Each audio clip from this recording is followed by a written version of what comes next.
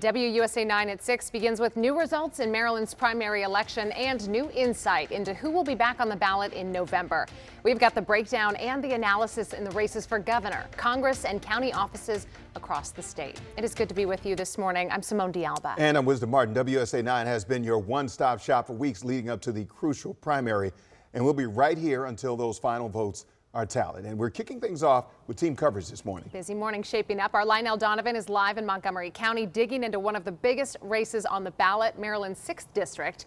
And we begin with our Jess Arnold, who's been tracking the numbers overnight. Jess, those results have been steadily rolling in. Yeah, a lot of these races called while many of you were sleeping here. I want to start with the 5th congressional district. This is what I was covering yesterday. This is one of the big talkers because this is Steny Hoyer's former seat. He is leaving. He's retiring after 45 years. He endorsed his former campaign manager here, Adrian Boafo, and he is projected to win the Democratic nomination here by the AP. Now you can see as I scroll through just how crowded of a race this was. 24 Democratic candidates on this ballot vying for this seat. Now, of course, here I want to give you a look at who the Republican nominee is, Chris Chafee. This is a heavily Democrat-leaning district, though, so often whoever wins here in the Democratic primary ends up winning the seat come the general election. We'll have to see there. Now, you mentioned the 6th congressional district. I know Lionel's going to go more in depth on that, but I do want to show you what we're looking at numbers-wise. Now, Robin Ficker has earned the Republican nomination. AP News is calling that race. When we look at the Democratic nominees,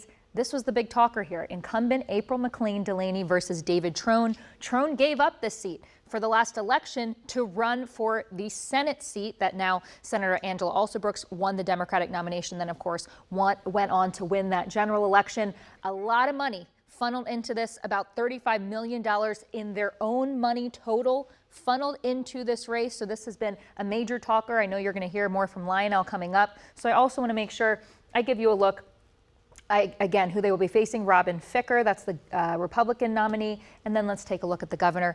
Of course, Wes Moore earning the Democratic nomination, the incumbent there. Now this is where it gets interesting. Dan Cox, the Republican nominee, according to AP News, they are projecting he wins that. This is going to be a rematch from the last election that Wes Moore won. I was taking a look at those numbers from the last election, and he got twice as many votes as Dan Cox at that time. So, you know, we'll see how this all shakes out come November now, guys. Feels like deja vu when you take a look at the governor's seat. Nothing like a good old rematch when it comes to politics. I know. We'll see. Jess Arnold for us this morning. Thank you.